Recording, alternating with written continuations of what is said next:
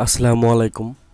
জনসভা ইউটিউব চ্যানেলে বাংলাদেশ রেলওয়ে যে নতুন একটি নিয়োগ বিজ্ঞপ্তি প্রকাশ করেছে, প্রকাশের তারিখ 28 আগস্ট 2021। তার আছে এই বিস্তারিত ভিডিওতে আলোচনা করার চেষ্টা করব যে কী কী পদে লোক নিয়োগ দেওয়া হয়েছে, কী কী পদ রয়েছে এবং কোন কোন জেলা প্রার্থীগণ এখানে আবেদন করতে পারবেন। তো বন্ধুরা, আপনারা যারা আমার চ্যানেল নতুন তারা অবশ্যই আমার চ্যানেলকে সাবস্ক্রাইব করে রাখবেন এবং জনসভা ইউটিউব চ্যানেলে যে নিত্য নতুন চাকরির আপডেট নিউজ প্রকাশ করা হয় সেটা অবশ্যই সত্য। এবং আমরা যে কোনো ওয়েবসাইট থেকে, যেমন বাংলাদেশ রেলের ওয়েবসাইট থেকে আমরা এই নিয়োগ বিজ্ঞপ্তিটি প্রকাশিত হয়েছে, তো সেখান থেকে আমরা সংগ্রহ করে নিয়ে আপনাদের মাঝে উপস্থাপনা করার চেষ্টা করি। তো আপনারা আমাদের চ্যানেলটিকে অবশ্যই সাবস্ক্রাইব করে রাখবেন, যাতে করে চাকরি সংক্রান্ত আপডেট নিউজ আপনার মোবাইলে নোটিফিকেশন আকারে চলে যায়। তো দেখেন, বাংলাদেশ রেলওয়েতে অনেক দিন যাবৎ সার্কুলার হওয়ার কথা থাকলেও ইতিমধ্যে আর একটি সার্কুলার প্রকাশিত হয়েছে। তো এখানে আপনার লোক নেব প্রায় 235টি। তো এটাতে আপনারা কীভাবে আবেদন করবেন, যদি অনলাইনে আবেদন, তার বিস্তারিত একটু যেটি ভিডিওতে দেখিয়ে দেওয়ার চেষ্টা করব। তো আপনারা অবশ্যই ভিডিওটি প্রথম থেকে শেষ পর্যন্ত দেখবেন।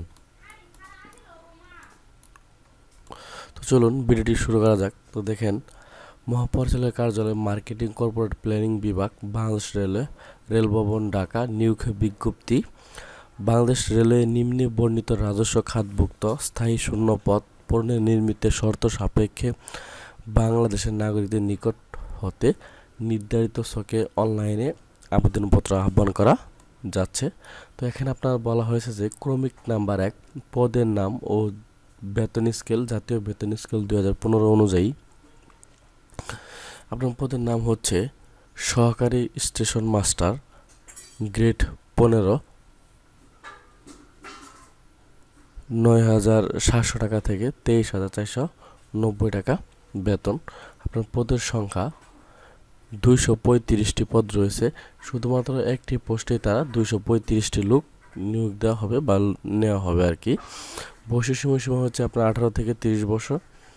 শিক্ষাগত যোগ্যতা: কোনো শিক্ষিত বিশ্ববিদ্যালয় হতে যে কোনো বিষয়ে ন্যূনতম দ্বিতীয় শ্রেণী বা সমমানের সিজিপিএ স্নাতকোত্তর ডিগ্রি থাকতে হবে। যে জেলার প্রার্থীগণ আবেদন করতে পারবেন না, শুধু ঝালকাঠি জেলা ব্যতীত সকল জেলা প্রার্থীগণ আবেদন করতে পারবেন। বাংলাদেশের 64টি জেলা থেকে শুধু ঝালকাঠি জেলাটি বাদ, এছাড়া যারা 63টি জেলা রয়েছে সেখান থেকে আপনারা প্রায় প্রত্যেক জেলা থেকে আপনারা এখানে আবেদন করার সুযোগ পাচ্ছেন। তো তারপরে এখানে দেখেন, আবেদনপত্র ফর্ম পূরণ এবং পরীক্ষায় অংশগ্রহণের ক্ষেত্রে নিম্নে বর্ণিত শর্তাবলী অবশ্যই অনুসরণ করতে হবে।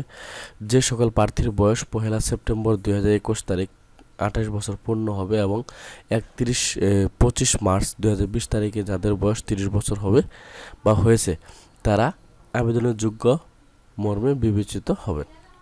তবে যে সকল মুক্তিযোদ্ধা, শহীদ মুক্তিযোদ্ধার পুত্র, কন্যা ও শারীরিক প্রতিবন্ধীদের ক্ষেত্রে বয়সের সময়সীমা 32 বছর হলেও বিবেচনা করা হবে।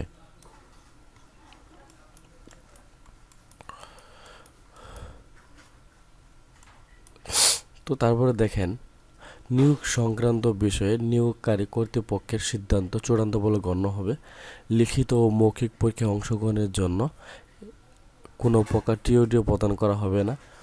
আবেদনপত্র পূরণ সংক্রান্ত শর্তাবলী: পরীক্ষায় অংশগ্রহণের ইচ্ছুক প্রার্থীগণ brtlto.com.bd ওয়েবসাইটে প্রবেশ করে আপনারা অনলাইনের মাধ্যমে সেই আবেদনটি করতে পারবেন। তো আমি আপনাদের দেখিয়ে দিব কীভাবে সেই আবেদনটি আপনারা অনলাইনে করবেন। তো তারপর দেখেন,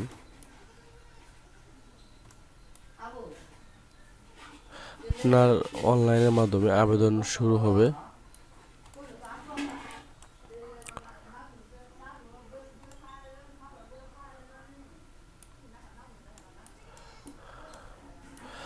অনলাইনে আবেদনপত্র জমা দানের শেষ তারিখ 6 অক্টোবর 2021 বিকাল 5টা থেকে আপনার আবেদনটি শেষ হবে এবং অনলাইনের মাধ্যমে যে আপনারা আবেদনটি করবেন সেটা কিন্তু অবশ্যই 7 সেপ্টেম্বর 2021 তারিখ সকাল 10টায় শুরু হবে।